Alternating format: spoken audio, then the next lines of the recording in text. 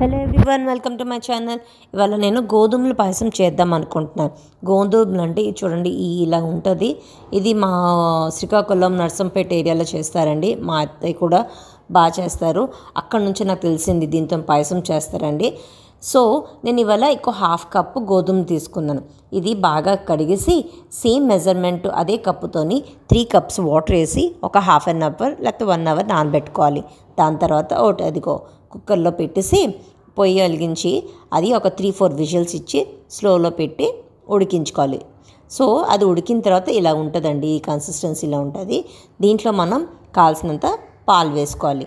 పాలు అది గోధుమలో మునిగిన వరకు వేయాలండి. దానికైనా కొంచెం ఎక్కువ కూడా వేయాలి.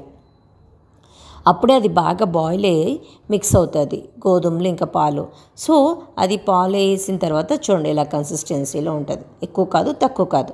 తర్వాత ఇది పాలగుండ అంటారండి. మా ఏ సైడ్ దొరుకుతుంది.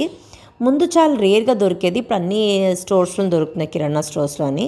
ఇది ఒక 2 టేబుల్ స్పూన్ ఒక కప్పులు తీసుకొని దాంట్లో కొంచెం వాటర్ వేసి ఒక 10 మినిట్స్ వెయిట్ చేయాలండి. ఆ క్రిస్టల్స్ ఉన్నాయి కదా అదంతా బాగా మెత్తబడిపోయి పేస్ట్ లాగా అయిపోతుంది. సో అదే మళ్ళా దానికి షుగర్ కావాలి కదండి, పంచదార. సో పాయసంకి సో అదే మెజర్మెంట్తోని 1 కప్పు షుగర్. అదిగో పాలు మరిగిపోతున్నాయి. పాయసంలోని పాలు ఇంకా గోధుమలు బాగా మిక్స్ అయ్యి మరుగుతున్నాయి. ఇప్పుడు మనం మెజర్ చేసుకున్న పంచదార ఉంది కదా అది ఫస్ట్గా వేసేసుకోవాలి.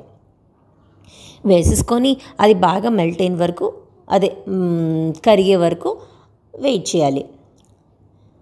మిక్స్ అయిన తర్వాత 4 వైపులు మరగాలి. మరిగిన తర్వాత మనం నానబెట్టుకున్నాం కదా పాలగుండ అది కూడా స్లోగా వేసుకోవాలి. అంత అవసరం లేదండి, చూసుకోవాలి. అది వేస్తూ వేస్తూ లైట్గా థిక్ అయిపోతుంది. థిక్ అయిపోతే ఆపేయాలి, అంతే చాలు.